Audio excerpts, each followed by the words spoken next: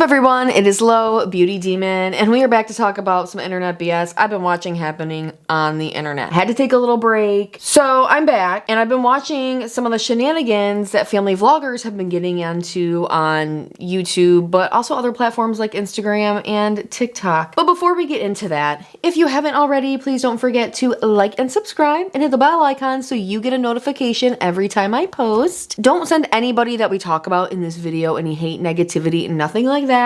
These are just my thoughts and opinions based on what I'm seeing play out on the internet. So if you have something to say about what we were talking about, just shoot it down in the comments below. That's what they're there for. Also, I hope my sound sounds all right because I got this mic and it had been sounding really good and I thought I had the settings right on it, but I tested and listened to it before I started filming and I think it sounds good. Anyway, let's get into the shenanigans of the family vloggers. I have noticed this like real quick influx or like uptake of family vloggers experiencing, or their children rather, experiencing severe medical issues and them like hardcore exploiting it. Like it's just like boom, boom, boom, boom, rapid fire. And I was like, what the heck is going on? Is this like, you know how like different shows and stuff have different like kind of story arcs that happen through the year? Is this like the season where kids have serious medical issues and it's time to like milk it because they're home for the summer? It's really weird. So like a few family vloggers have done this like in rapid session, and some of these have been like serious medical concerns, and then there's like a couple clickbaity things in there here or there, to the point where one family even shared a video of their child being unresponsive. So we're gonna get in it, but I want to like kind of backtrack a little bit because you know me, I like to backtrack. So about,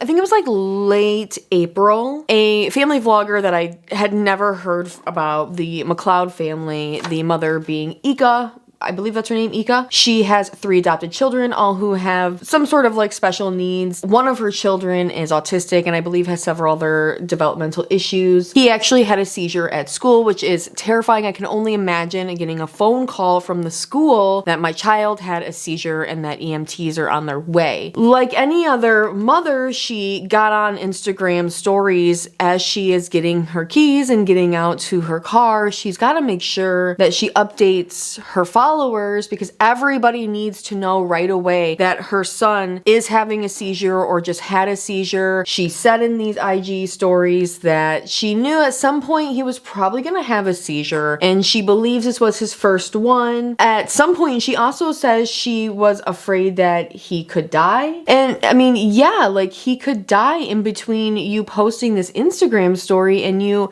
getting to him in the EMTs, either at the school or at the hospital. I don't know where they were actually meeting up. What makes a mother worry about updating thousands of strangers about a serious medical emergency that's happening with their child instead of just getting to the child and being with them and making sure they're okay and comforting them? And watching it, it's almost like she had dead eyes. There was just like no emotion. There was just like no real thought or care to, hey, maybe I don't need to be like live updating this to people. Like, sure, I can understand, especially because she plays this role of she's trying to like spread awareness and show other people how it is to live in, you know, this kind of lifestyle and how many people she helps and all that good stuff. But this is something you didn't necessarily have to update people like in the moment even, or like really just at all. You know, it doesn't have to, every medical condition doesn't have to be put out there. And it's like the thought of medical privacy is just not even a thought in her brain. I mean, it's really like she almost wasn't thinking at all. The next example of vloggers who followed suit by exploiting their child having a seizure, they're repeat offenders. I feel like we're all familiar with the LaBrants. I don't even really want to talk about the LaBrants, to be honest with you. I try to just steer clear from them because they are the kind of people that are just really infuriating to me, and I have to actively choose to just not engage. I do follow them on Instagram, not on my Instagram. My cats follow them on Instagram because my cats, they want to know what's going on in the world too. So, you know, they follow a lot of family vloggers. So when my cat was using Instagram, she saw my cat Storm, that you guys have seen. My cat Storm was using Instagram and she saw that Cole LaBrants posted like a couple pictures of their child, their son, being taken by an ambulance with his wife Savannah, who apparently was supposed to be induced that night, but they had to cancel her induction because their son had a seizure and, you know, had to take him to the hospital. And that is just like crazy to cancel an induction. Like, I don't blame them, of course, because if your son is having a seizure, like, yeah, you like, whatever. She's had her baby now, but the point is their son had a seizure and they had to rush him to the hospital the night she was supposed to be induced. Storm showed me pictures that Cole posted of them loading their son on Savannah into the ambulance, of them in the hospital and her holding him and him just wearing a diaper. And I'm like, I understand your son is having a serious medical issue, but do you have to post like these pictures when we all talk about the people that look at pictures of children online?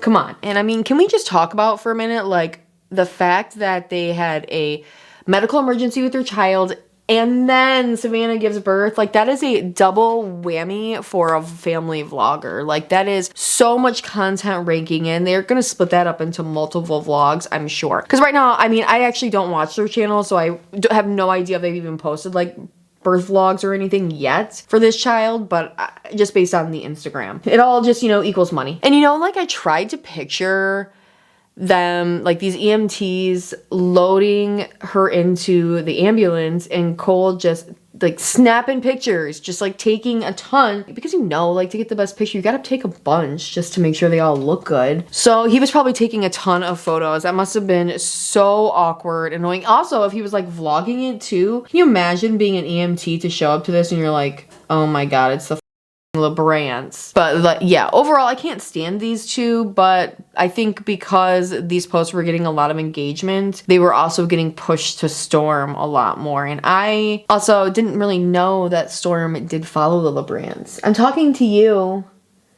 She's such a lump. Then I noticed that JesssFam was milking her children, her twin boys' dental issues, but let's give her some credit. She was also milking the out of her cosmetic LASIK eye surgery. Glad to see there's no double standard with her, except for the only difference is hers is an elective cosmetic surgery and she is consenting to share this information. Her sons aren't necessarily doing so, but I don't really think they care. Like, whatever, people have dental issues and these kids are so conditioned to, you know, just share this kind of stuff. They probably see zero issue with it whatsoever and probably don't even really have like a full idea of like the magnitude of who watches their videos and things. Positive overall, she doesn't really care about, you know, overstepping medical boundaries with her children, but their dental issues really just pale in comparison to the fact that two of these kids that we have previously talked about were, you know, having serious seizures. And the last one that I want to talk about is actually the worst one. I literally, once again, never heard of these people. They don't have like a ton of subscribers, but this channel is called Hanging with the Hehners. So they posted a short. It was a short on YouTube. I think they posted on TikTok and,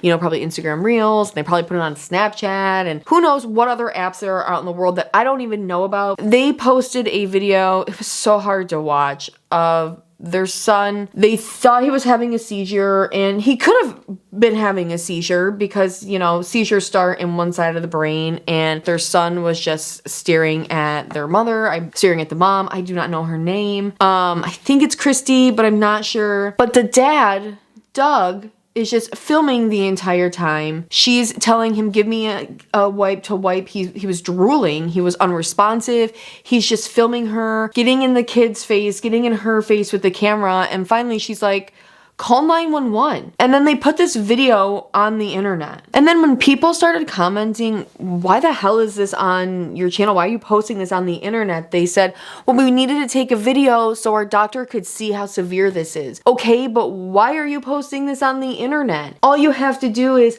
call 911, then record, then follow up with your doctor. You didn't need to record this and post it on the internet it's understandable to record it and then show it to a doctor, but to post it across multiple platforms, and if you go to their channel right now, it's the last video they have posted, it's still up, there's still comments on, and they haven't posted anything on their YouTube since. I think it's been like 11 or 12 days since they posted this video. What is crazy to me is how calm this dad is while he's filming. Like, the mother is scared. She's freaking out, but the dad is just like, he just picked up the camera and he's like, we gotta do this, we gotta get this, we gotta film this. That was, I think, the moment that it really clicked for me. These family vloggers literally don't think before they pick up the camera. It is just an automatic response. This is just classic conditioning. They're conditioned by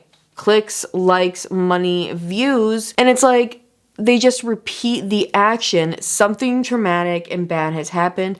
I need lots of photos, video. That way I can edit it, I can post it, I can get and garner attention. This is what people like. It's like they're literally trained monkeys, but they've conditioned themselves. Or maybe like society has conditioned them. It made me view them a little different. Like, these are all just subconscious actions to them. They don't really think or do anything else. I began to see these vloggers as like brainless zombies, or just lab rats, except for that they have done the conditioning to themselves. And in some cases, they are kind of conditioning their children for the same kind of automatic responses to stuff. And honestly, it's just like humans are just the weirdest friggin' animal on the planet. We just take everything and we make it next level. Now, does this justify their actions? No. Because humans are more complex than lab rats or trained monkeys. We can fall into automatic responses, classic conditioning things. However, especially when it's you're a parent and, you know, your child's involved, humans are much more complex animals in terms of logic and basic reasoning. That's how we got to the top of the food chain and how we've gotten more neurotic than any other animal in existence. But as a parent, you use these things of logic and reasoning to make sure that you're creating the best and safest environment for your child. But these family vloggers make conscious choices to ignore that kind of stuff and go for the clicks and the views and the likes and the money. And like I said, this is sometimes in some cases getting passed down to their children. And so we might see like a whole second generation of family vlogger kids because they've gone through this conditioning. Anyway, tell me what you guys think in the comments down below. I look forward to seeing you guys again real soon. Have a great day. Laters. Bye.